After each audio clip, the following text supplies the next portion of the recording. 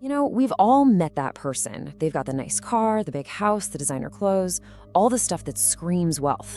But you kind of get this feeling that something's not quite right under the surface. Well, that's exactly what we're talking about today, this incredibly common and really dangerous trap called phantom wealth. Okay, let's dive in.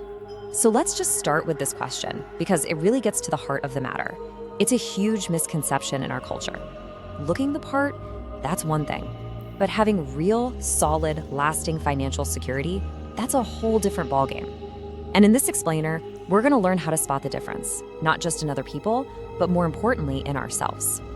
And this right here, this breaks it all down. See, on one side, you've got phantom wealth. It's all about appearances.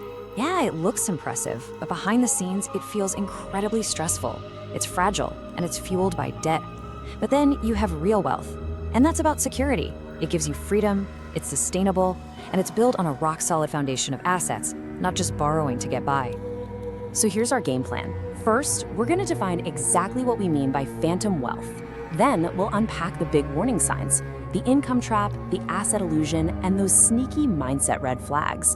And, most importantly, we're going to wrap up with a clear path forward, how to build real, lasting wealth. All right, let's get right into it with a crystal clear definition. I want to make sure we're all on the same page. What are we really talking about when we use this term phantom wealth? And there it is. It's that huge disconnect between what your spreadsheet says you're worth and the actual cash you can get your hands on. You might have a six-figure salary or an expensive home, but if you don't have the cash flow and savings to back it all up, well, you're living on a financial knife's edge. Okay, so this brings us to our first major problem area. This is often where phantom wealth really begins, with the money that's coming in, and more to the point, all the money that isn't sticking around. And this is absolutely crucial. Listen, it is not about how much you make. It is all about how much you keep. A high income can create this powerful illusion of security, right?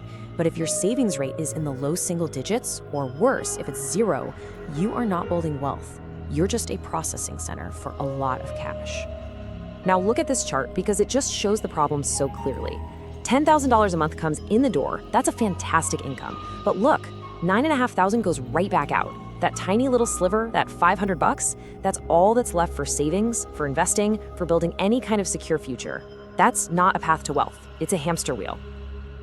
The classic trap, lifestyle creep. You know how it goes. You get a raise, you get a bonus, and what happens? Instead of saving or investing that extra money, your spending just magically rises to meet it. It's this psychological 1-2 punch.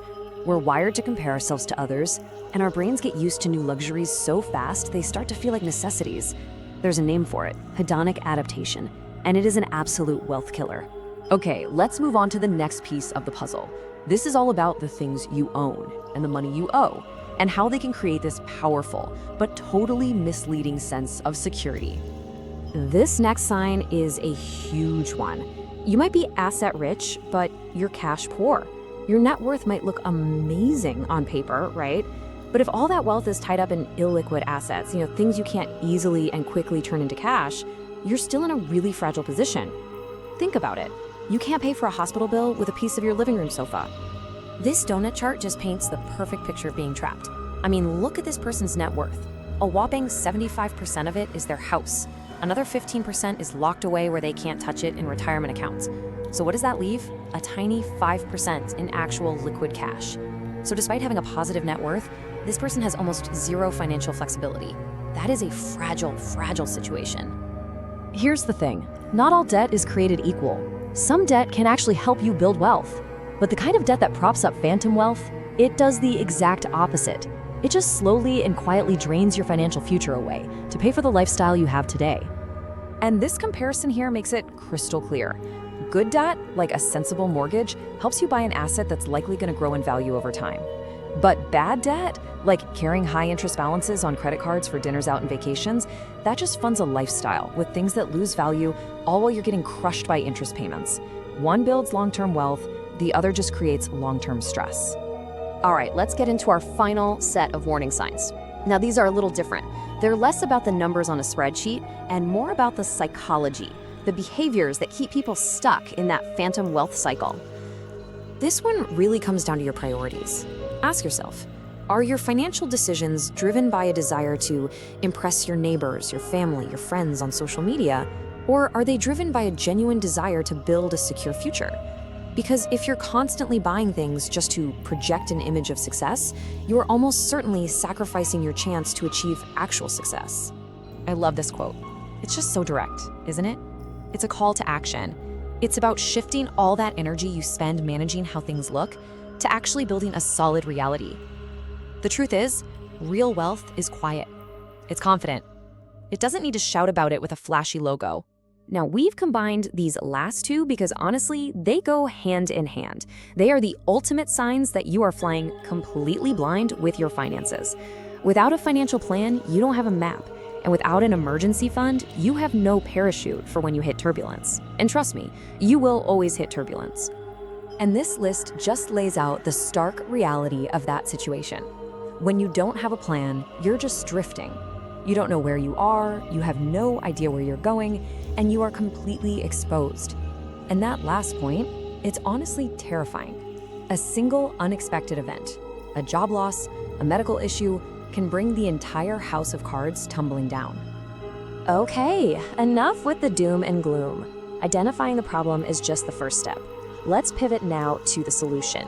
How do you actually escape this phantom wealth trap and start building something real, something that lasts? Here is a simple but really powerful 3-step plan to get started. Step 1, you have to be honest with yourself. Face the numbers, no more illusions. Calculate what you really have. Step 2, build that buffer, that safety net.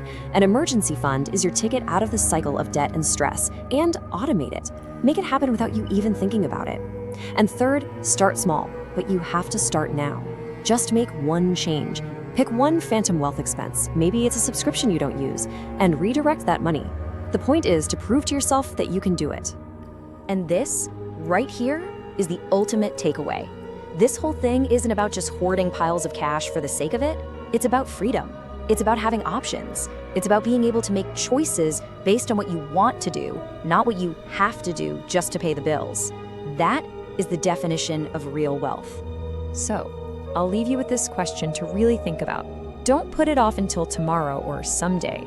Based on everything we just talked about, what is one small, concrete, achievable thing you can do today to start moving away from the illusion of phantom wealth and towards the security of the real thing?